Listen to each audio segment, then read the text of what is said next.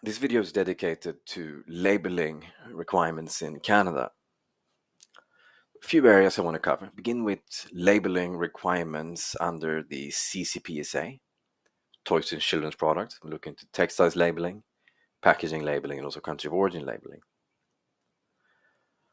Before we get started, just want to mention that you can go to compliancegate.com/checklist to download our free step-by-step compliance guide covering the US, the EU, the UK, Canada, and Australia. All right, let's begin. So, when it comes to labeling requirements for consumer products, this exists within the realm of the CCPSA. The CCPSA establishes the principle that consumer products sold in Canada must be safe.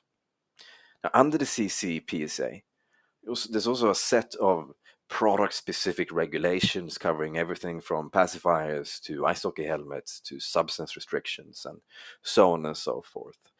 Many of these regulations set labeling requirements. That's where you can find the actual labeling requirements and sometimes the specific texts that must be used both in French and in English. Some product standards, which are referenced by these regulations and thus made mandatory, they also set labeling and marking requirements. One of these regulations is the Toys Regulation, SOR 2011-17, and it sets various labeling requirements, including warning labeling requirements for toys sold in Canada. Many of these, if not most of these, apply to specific types of toys. I'll show you a few examples. Now, this is one example. Toys for a toy intended to be entered, and you need to use A, this symbol, and B, this text. And you can see that the text is bilingual. You need to have it written in English and in French. Bear in mind, I didn't write this myself. This is the text that is actually written in the regulation. You can find the Canadian legislation within the Canadian legislation database. So this means that in this case, you must actually use this specific symbol and you must use this specific text.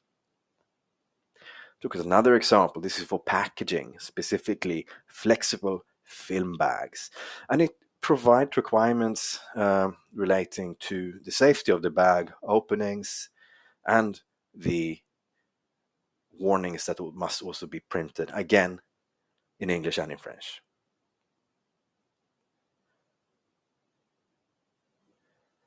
This is a warning label for, I believe, magnetic toys. So again, this is a sort of a pre-written warning that must be applied. Now, you can find many of these within the toys regulations within the Canadian legislation database. So that's where you should go if you want to identify warning labeling requirements and other labeling requirements for toys. Not all children's products are toys. There's also various regulations under the CCPSA for other sorts of children's products, carriages and strollers, sleepwear, cribs, playpens, and so on.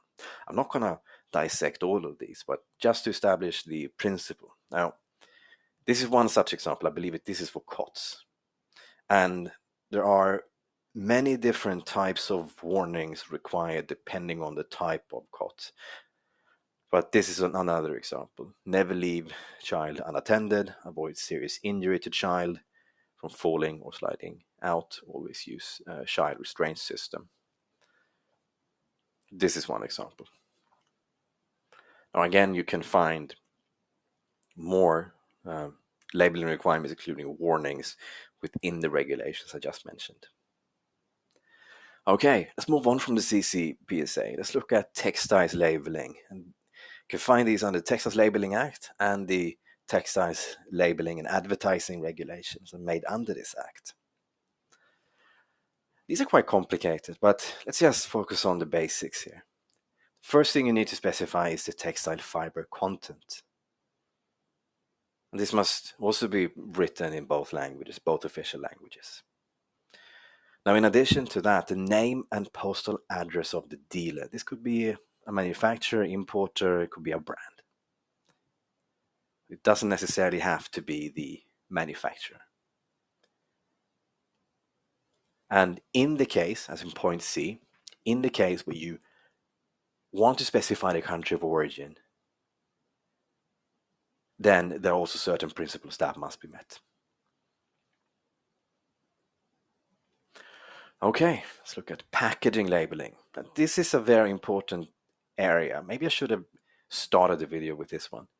Now, the Consumer Packaging and Labeling Act and the Consumer Packaging and Labeling Regulations, these two regulations apply to pre-packed, labeling of the packaging of pre-packed consumer goods. So the scope is very wide. That's a very, very important, let's say, labeling regulation or set of labeling requirements if you sell anything in Canada for consumers.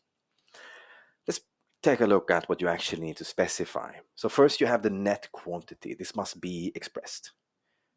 The manufacturer identity or the principal place of business in point 2. Now, bear in mind, this is not necessarily the company that produced the product, meaning the company operating the factory. It could also be a company that contracted production to another factory. So let's say you are a Canadian brand, you are contracting production to a factory in China or Vietnam or Mexico.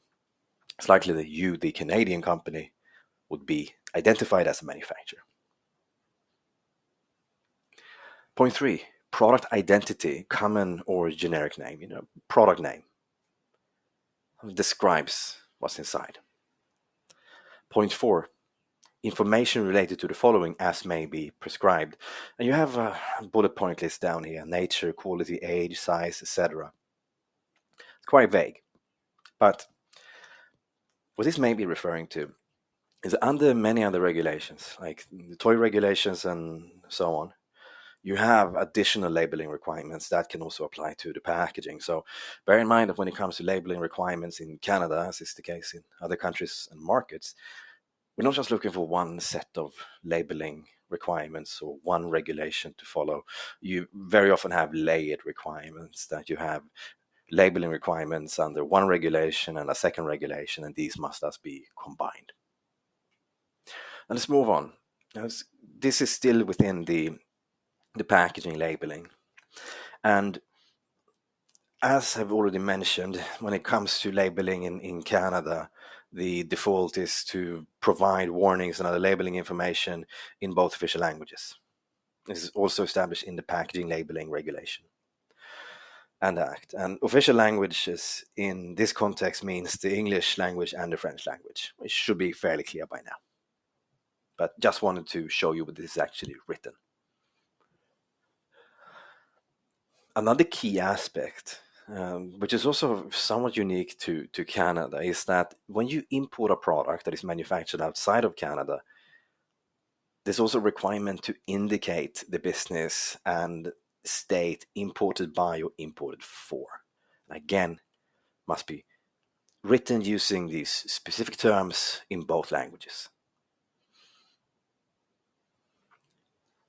The consumer packaging and labeling regulations is fairly complex. It provides details about the specific formats that can and cannot be used, the placement of labels, terminology can be used, the ways to, let's say, units to express net quantity and other measurements, and so on and so forth. Tolerances. It will take me a few hours to go through all of that, so I will not do so. But you can go to the Consumer Packaging and Labeling Regulations via the Canadian Legislation Database. And you can see all of this. But I think at this time you probably have a pretty good understanding. Last, we have country of origin marking. Now, in the United States, it's sort of like by default you would affix the country of origin. In Canada, it's a bit more complicated. Actually, I have to go back. So there are regulations in Canada that sort of mandates country of origin for certain products, and if you do use country of origin, like you claim that a product is made in a certain country, then this also triggers requirements. But I'm going to try to keep this simple. So What I'm going to discuss here is Memorandum D11-3-1. And this memorandum is sort of it consolidates requirements from various regulations concerning country of origin marking. But in this document, I think in Schedule 1, you will find a list of goods that require country of origin marking. Goods for personal and household use, hardware, novelties, paper products, apparel, horticulture, cultural products, goods of steel or aluminium. And you can find detailed tables within Schedule 1. So search for this memorandum and just scroll down, and you'll find a specific list. Because many people actually, many business people, many importers, manufacturers, Amazon sellers, they tend to miss that country of origin can also be a requirement in Canada.